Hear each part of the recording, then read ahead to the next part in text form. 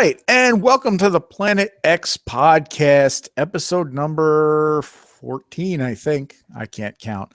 But this is an episode we kind of hyped last week. We're gonna do a little bit of toy talk this week because we're both big. We grew up in the golden age of toy properties, I'll say.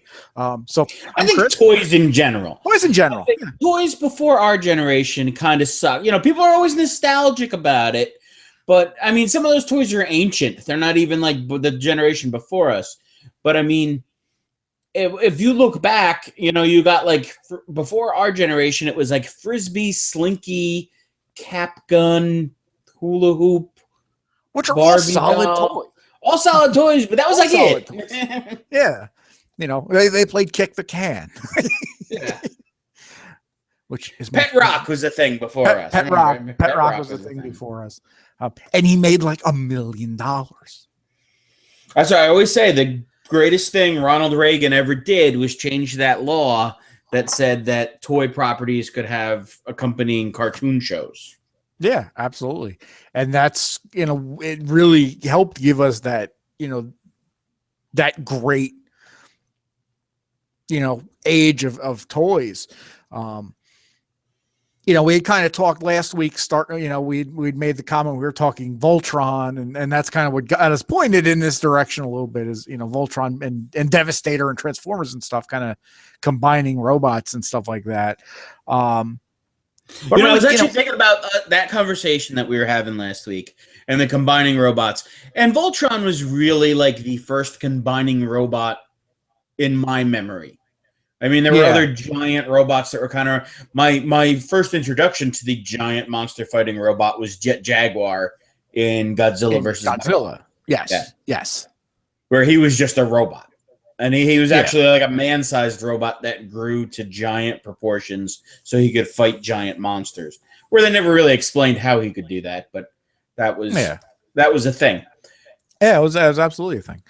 And then, you know, then we got Voltron, and with Voltron's popularity, then the Transformers, and I'm sure, I mean, the combining robots had been giant robots in general had been a big thing in Japan, and it leaked starting in the 70s, at least, or Gigantor was in the early 60s, I think. Yeah. But then you had Transformers did Devastator, and then there were a bunch of different combining robots that they did that were all relatively. I mean, Devastator, always thought was the coolest, and everything else was just kind of a ripoff after Devastator. But it was always kind of cool. Like, all right, here's a group of planes, here's a group of trucks, here's a group of military vehicles, here's a group of rescue vehicles. But the one that I was thinking about today that it actually. As a kid, I was like, oh, this sucks. Do you remember the GoBots combining robot? I do. And the only reason I remember the GoBots combining robot was because I was looking up GoBots on eBay this weekend. I kind of spent my entire weekend at various points looking up different toys, going like, I need a shelf of like all the toys that I loved growing up. And, you know, as bad of a rap that the GoBots get is kind of being like the, you know, as they said in Clerks 2, the Kmart of Transformers. Some of them were still pretty cool. There were definitely cool. I mean, speaking in defense of GoBots was always, I liked that they were the same size as like a Hot Wheels. You know, that there were a lot of GoBots that were in that same dimension as like so you could have, you know, and I was a big Hot Wheels Matchbox kid. So the GoBots to me, they worked in that world. That I had a world of regular cars, and then I had and then in that same dimension, in that same size or scale, I should say. Yeah. And to me, scale is like, this is I'm jumping around. Let me finish my GoBot point. And then I'll get back to my scale point. So that was always my in defense of GoBots. But, you know, the GoBots cartoon was always kind of lame. The characterizations were never as strong. Not that Transformers was War and Peace, but it was head and tails above GoBots. And aside from GoBots being cool, that it was the little, you know, that it was Hot Wheels dimensions. That combiner GoBot wasn't even really a combiner GoBot. It was like stuff you could put on. You stuck your GoBot in like the arm of the robot and the leg of you needed. Yeah, it wasn't really like a combiner in the combiner sense of the word, I guess. It was just pieces of plastic that you like snapped your other guys into, and then they snapped together to form a giant robot. You know, they didn't change into other things. They were just, it was like, oh, your guy's in a thing now and he's a robot. And it wasn't like, oh, he got into a robot lion that he's piloting now that turns into some kind of GoBot Voltron. It was just a piece of plastic. Yeah. And I mean, you know, on the other side of that, I will say one of my all-time favorite toys, I think in general, and it was part of the GoBot line, was the killer robot. I forget what it was called. It was like, it wasn't Zod, but it was something along those lines. Okay. And it was like a blue dragon car thing. I vaguely remember that. It looked like Truckosaurus from like Monster Truck. I remember that. And it was battery operated, and it kind of like bounced up, and the mouth opened on it, and it came and it would knock over all your GoBots and stuff. And the only way to stop it was it came with this like red lance thing that you could give your GoBots to like jab it in the stomach. There was a red button on the stomach, and that would shut them off. Okay. And I mean, it was a very simple toy relatively, but I was like, hey, it's and actually, come to think of it, the reason GoBots matched up with Matchbox, I think Matchbox made GoBots. Yes. Up until it got but what was that?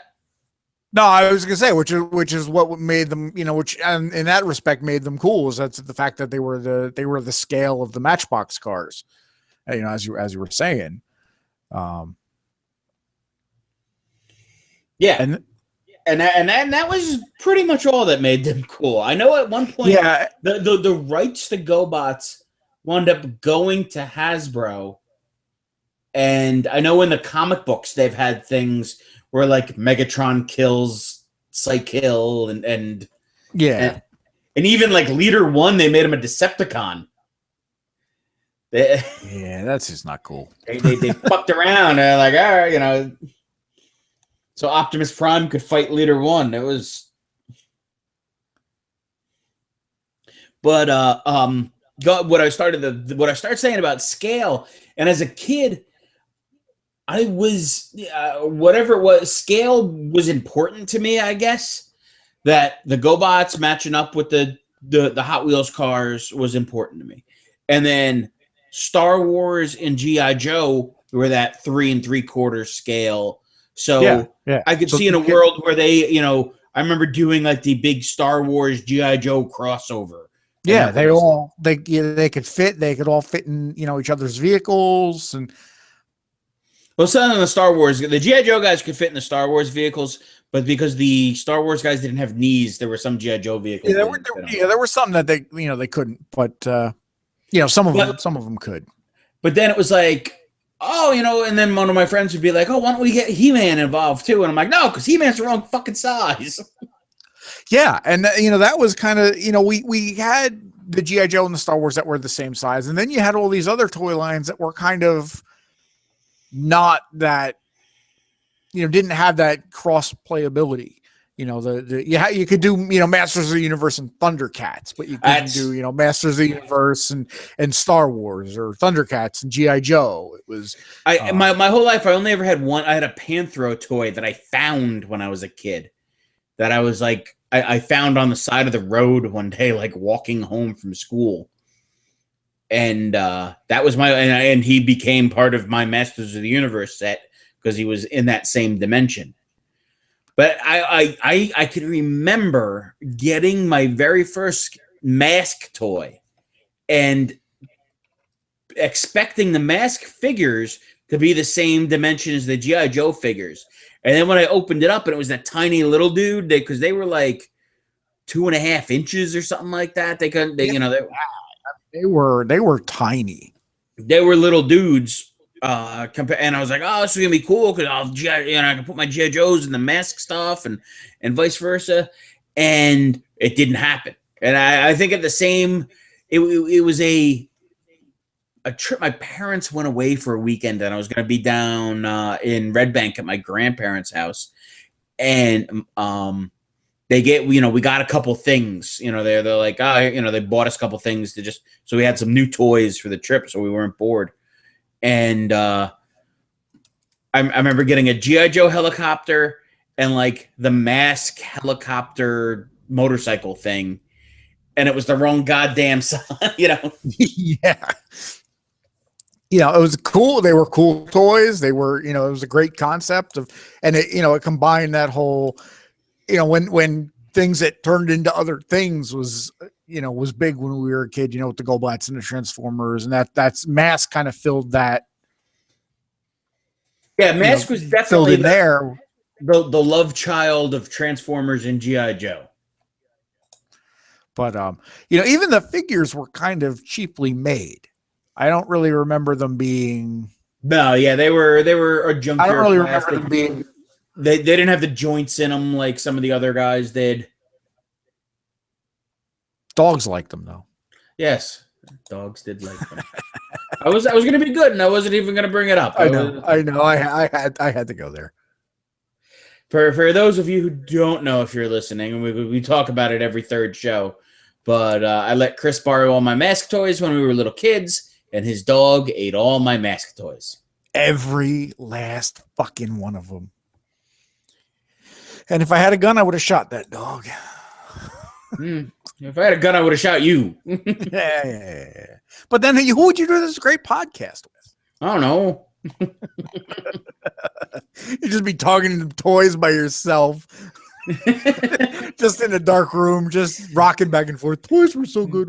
Toys are good. And then I had to kill him, man. I killed the boy. I killed the man. But I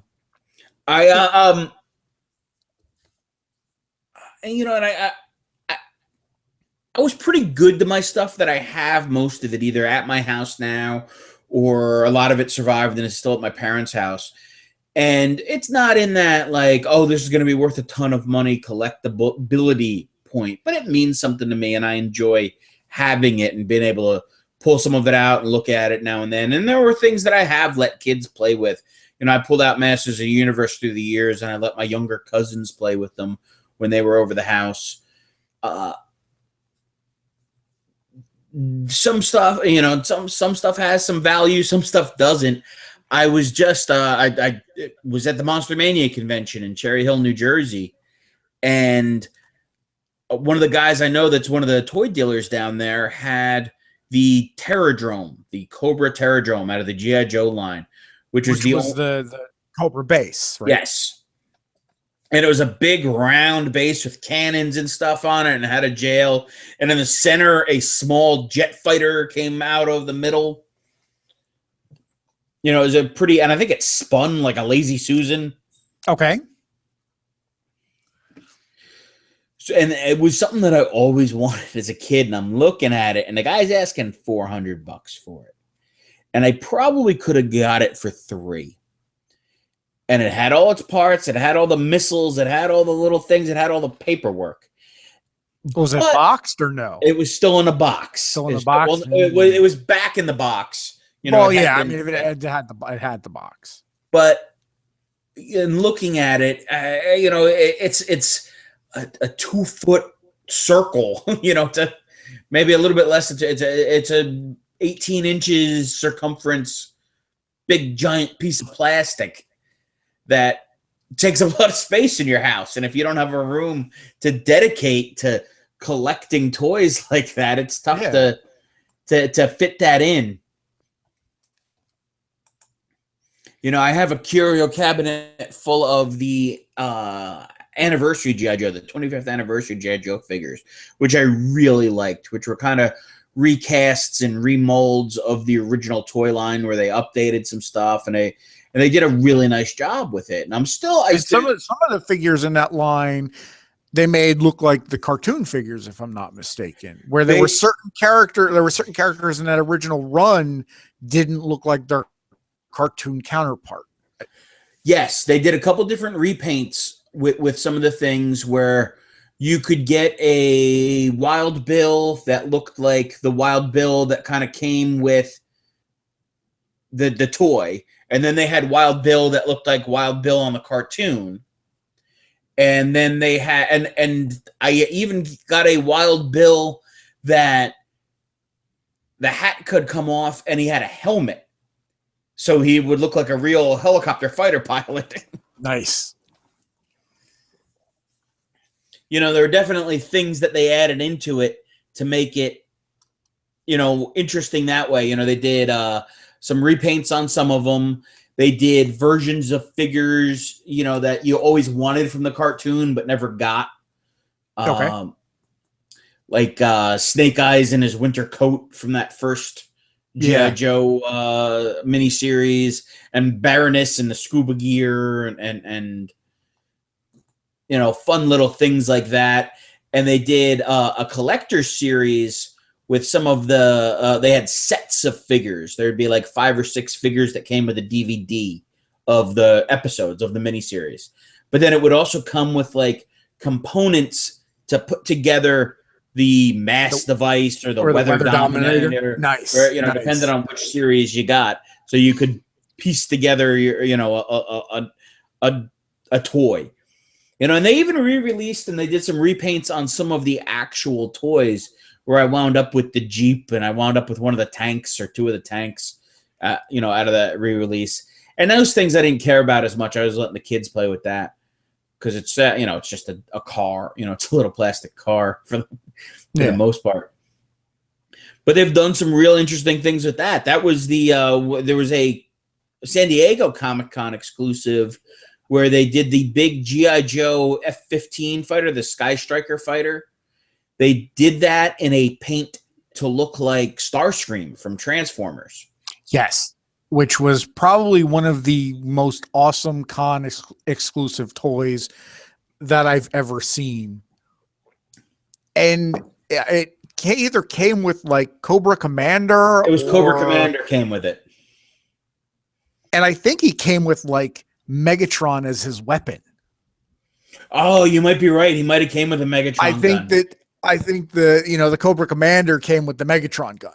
Yeah. Which, you know, just took that toy to the whole like 3rd level of awesome. And then I was thinking, I was like, how awesome would it have been if they made 2-scale G.I. Joe 2-scale Transformers? Yeah. That you had a plane that changed into a guy and a truck that changed, you know, and things like that. You know, when I think about it now and in this collector's world, it's like, oh, I wish they had done that. That would have been awesome when I was a kid. You know, now as a 40-year-old man, I look back at these things and I'm like, well, it would have been cool if they did that now. I had a concept for video games like that Disney Xfinity and Skylanders and these things where you get your little figure to play your game with. I want them to make like G.I. Joe and Transformers games like that you can collect the figures. And then like if you're playing your G.I. Joe game, you put your Snake Eyes figure there to play Snake Eyes. And that would be cool. One day you want to play this. Then you play the hell out of that game. Yeah. And it would be I've been one of those like very like the game is cool and like all this, but I'm like, I'm not dropping, you know, all this money on these figures to play this game. You give me a G.I. Joe and Transformers game like that, I will drop every dime I have. You know, and it's like a real figure, like a posable figure, not just one of these like statues that stands there. Give me like a real figure that I can keep on my desk and enjoy. And then when I want to play the game, I put on my Shipwreck figure and I go and fight Cobra. Yeah. Yeah. And you know, that was, you know, this is kind of the, you know, the other thing bringing up the, you know, he's being at Monster Mania this weekend. We've got Chiller coming up in a couple weeks. Well, more than a couple weeks, maybe a month and a half. And that's kind of what got me in this, in this mode as well of like looking up older toys that I had when I was a kid. And there was just so much stuff that I found because I just eBayed like just vintage 80s toys at one point. And there was some cool ass shit. There was, you had the, if I remember right. But they were in that larger size too. They were kind of in that Thundercats He-Man, that Thundercats He-Man size.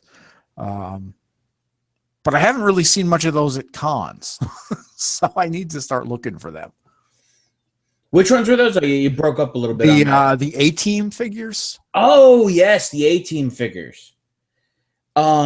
Which is something like I had completely forgotten about until I did this Google or this eBay search and found those, and they actually came in. They actually did two different sizes. They did the bigger size, Masters of the Universe Thundercat size, and then they did the 3 3/4 inch GI Joe size. Yes. Which there were that I think they were. I don't know if they were done by Mego at that point or if it might have been Galoob at that point.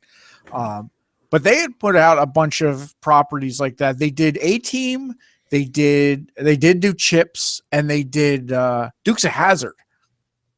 Which the Dukes of Hazzard were cool because you had the General Lee that you could put Bo and Luke Duke in, which is another toy I would just love to get my hands on. That company might have done the Black Hole action figures too. They may have, which were in that 3 3/4 size to kind of capitalize on the Star Wars one. And that's I've been picking those up from when I go to the cons every once in a while. When I see them and I think the price is right, I'll grab a Black Hole figure because I had a couple of those when I think I had the robots when I was a kid. So that's a set I would like to complete one day. The when you brought up the A-Team, and I remember those figures, and I had an A-Team van that was close to the scale of G.I. Joe that had like a hard molded B.A. Baracus in the driver's seat.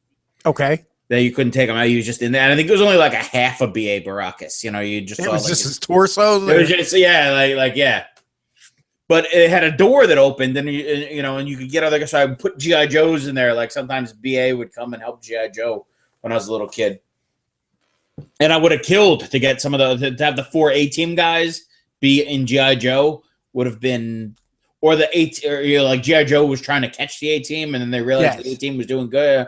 I had very elaborate little mini movies with my action figures when I was a kid. I remember, and with sets like the A-Team, because you got the A-Team guys. If they didn't have, you didn't have everybody for the fight. Like A-Team just came with those guys, and maybe you had the van, and maybe you had like Face's car. But after that, it was like it didn't come with like a little shop and a shop owner that the mob came and harassed. There was we're gonna go. You had nobody from the fight. It was like, all right, I got the A-Team, and then there was nothing else. You didn't have like the guys that used to guest star on those shows back then. Yeah, as the bad guys, or you make your army guys chase them or something like that. It was so it was a popular show and it was popular with kids. And I guess it made sense to let them work into that G.I. Joe line. That was one of the great, and that goes back to the scale thing. And I think for the kids of a little bit older than us that had the Megos and that they were all the same size, that if you had, no matter what, all your toys or all your figures were in scale with each other, and you had somebody to fight. With the when you brought up the A-Team, it reminded me, and I knew at least one person that had this. It was a Knight Rider car. It was Kit. Yes, I knew a couple people that had that, and it talked. I remember you pressed like the license plate on the back, and it said a few different things. And it came with a Michael Knight figure. Yeah. But then it was who, you know, There was and nothing to he go was with it. bigger. He was almost like Barbie doll size, a little bit, maybe a little bit. Yeah, I don't smaller. think he was quite Barbie doll size, but he was bigger than He's definitely bigger than G.I. a Joe. weird size. He was bigger than G.I. Joe. He might have been bigger than, you know, Thundercat size and all that. But then again, that was another toy that there was just nothing. You had it, and it Yeah, you could do some it cool was things, cool, and with it the did car and stuff like that. But it was like, what do you know, it doesn't. There's nobody for Michael Knight to yeah, it didn't save. come. You needed like a Charles Napier figure, or Sid Haig, or one Yeah. of those guys that were '80s villains back then. Yeah.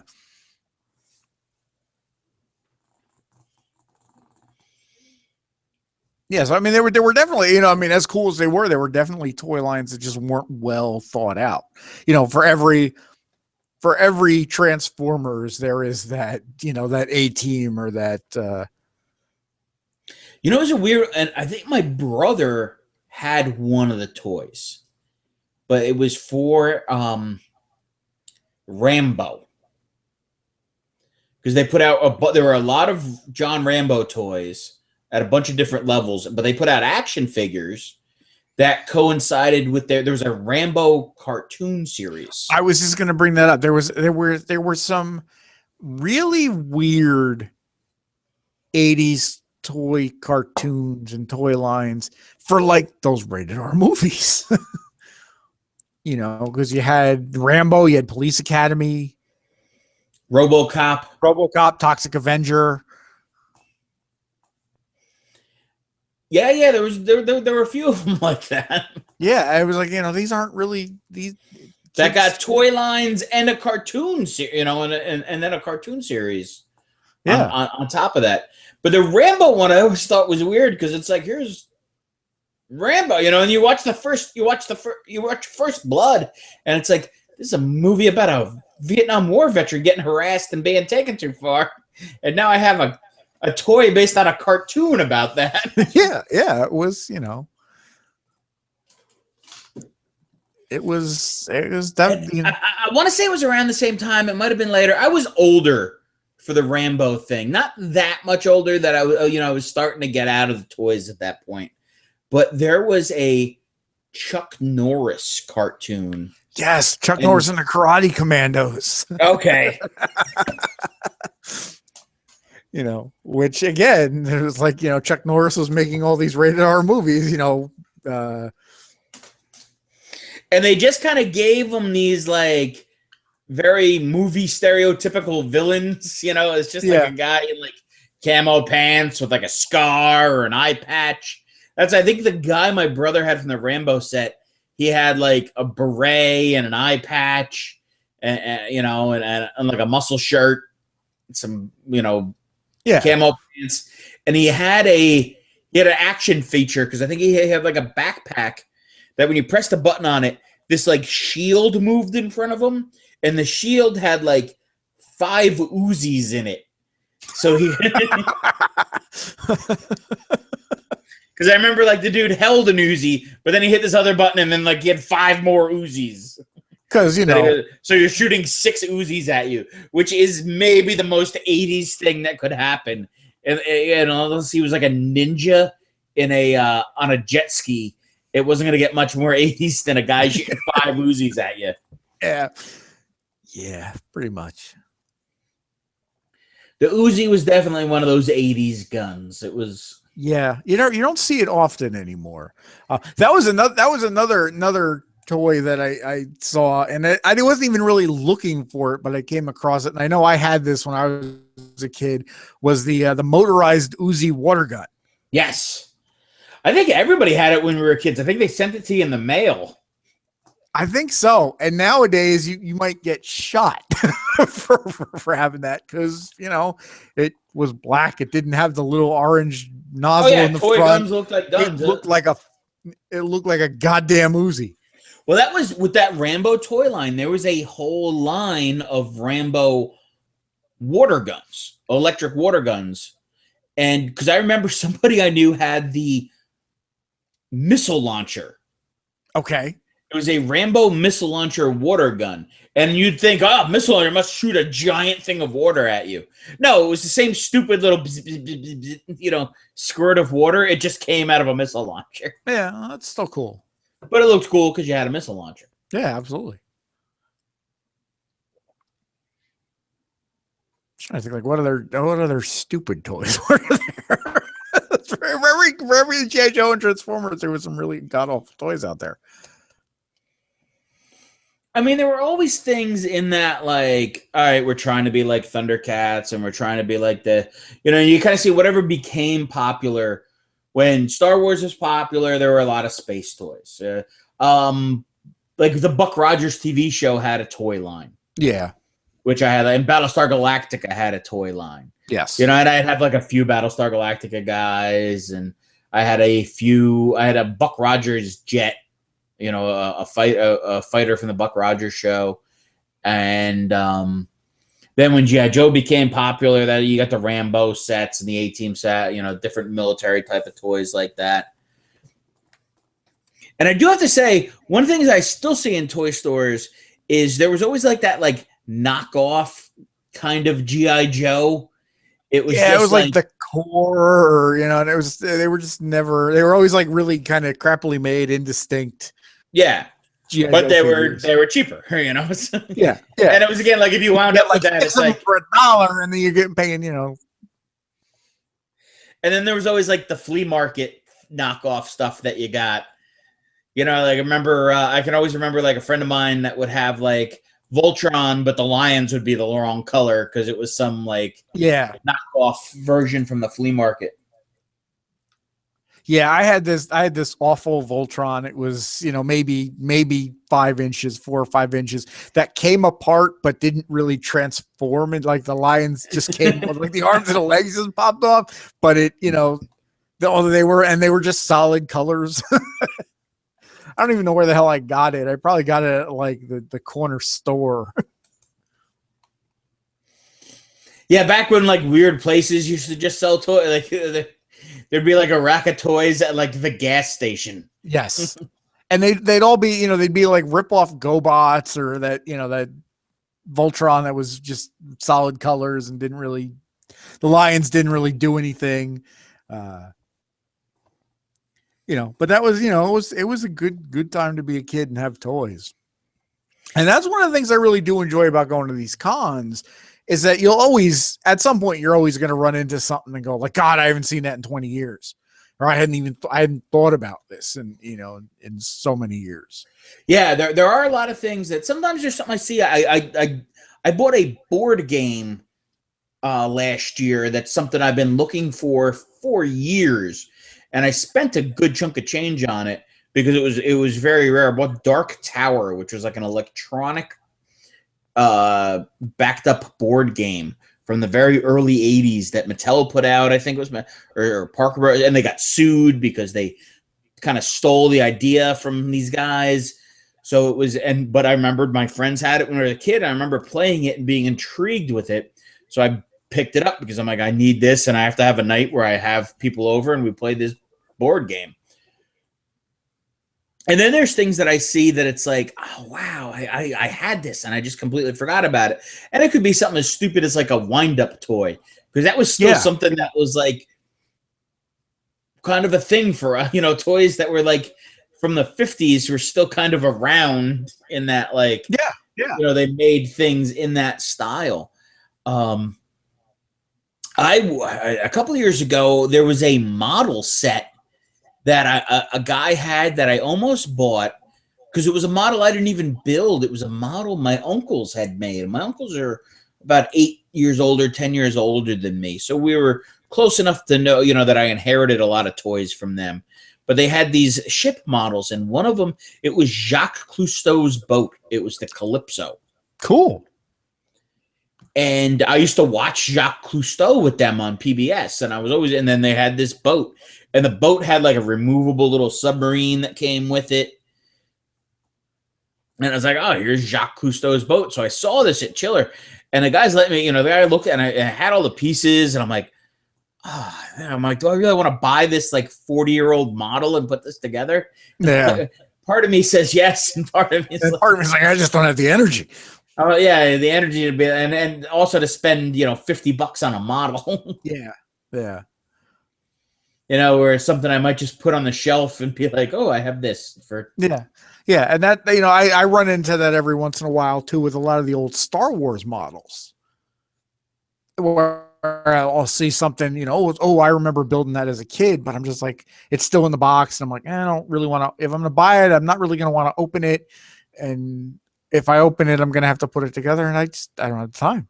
Yeah, and I don't have any little kids that I can pay to put a model together.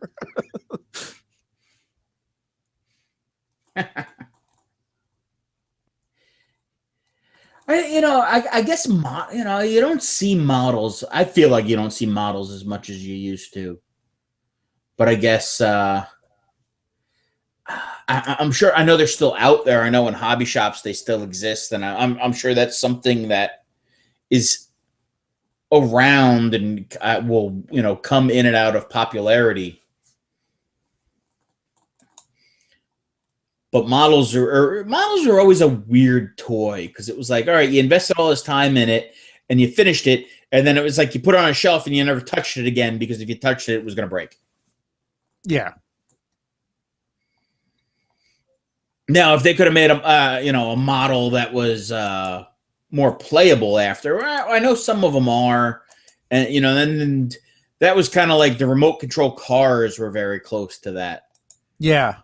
Where you invested the time in putting something like that together, and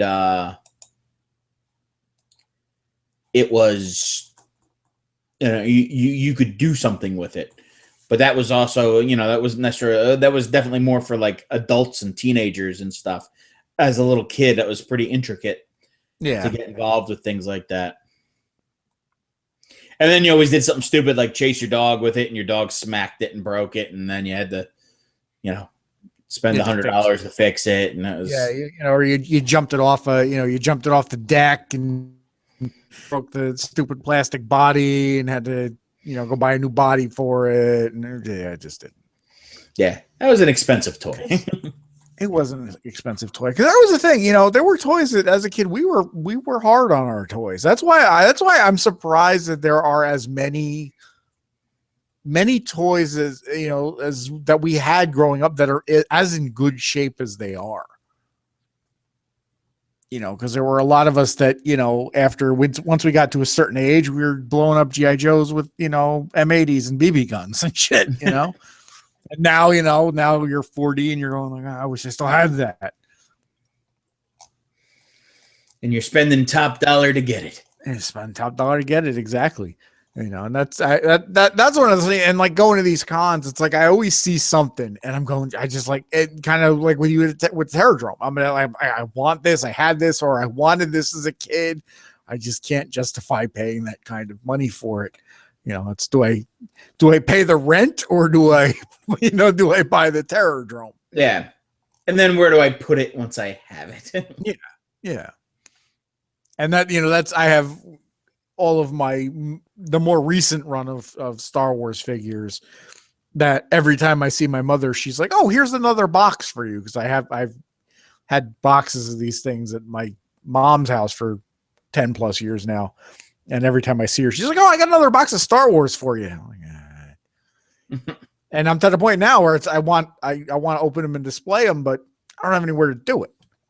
Like I need shelving. Yeah. And like it needs to be like a glass case so it doesn't get dusty, because those things are a pain in the ass if you get they're a pain in the ass to clean. Yeah. So right now they're all just sitting in a box somewhere, like in my living room right now. Yeah, that's the curio cabinet is definitely the way to go. Oh yeah, absolutely. It's something sometimes you find an old lady dies and there's a curio cabinet with a bunch of like glass unicorns in it. One, his horn broke off and now he's just a regular horse. Yeah. My brother loves doing that. My brother loves it. Whenever I mention like a curio cabinet and everything, and he's just like, he starts bringing up the glass menagerie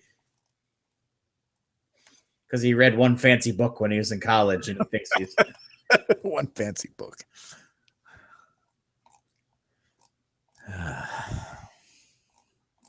Yeah, I mean, I guess I'm still, there'll always be something that I find, and that I try to lean towards the smaller stuff so it's more manageable in the house than packing a house with a ton of giant things. And some of that too at cons too. It's like, okay, you're going to buy this Terrordrome, you're going to have to walk around with it all afternoon. Yeah, that's something I would definitely only buy if I was staying in the same hotel as the con where I could run it upstairs. Even I've bought like big pieces of art or something like that. I'm like, I got to go put this upstairs because I'm not going to walk around with, a 6x6 poster of something. And I've witnessed you walk around with a poster like that and almost murder somebody. Oh yeah, when people are scaring people into you after you get something signed and it gets fucking creeped up.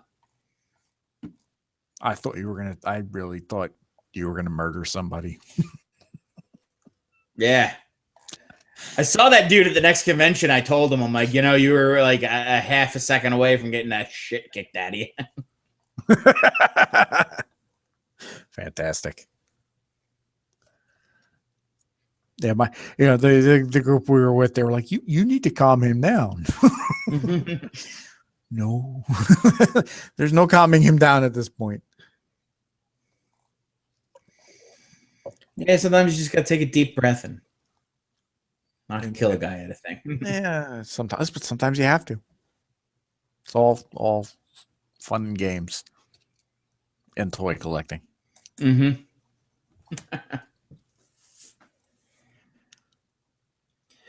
Well, I think I could jabber on about this, but I think we kind of covered a nice spectrum. I'm ready to put a wrap on this if you are. I am as well. I think we.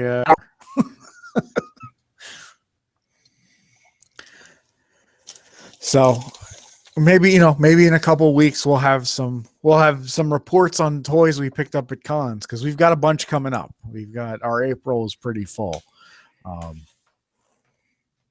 so we'll see what we come home with. So that's where we'll wrap it up. As always, you can find us on iTunes and Stitcher. You can check us out at the Channel Z Podcasts at WordPress.com, Facebook.com/Channel Z Podcasts. Shoot us an email at channelzpodcasts@gmail.com. So we'll see you next week. I'm Chris. And I'm Mike. Go buy some toys.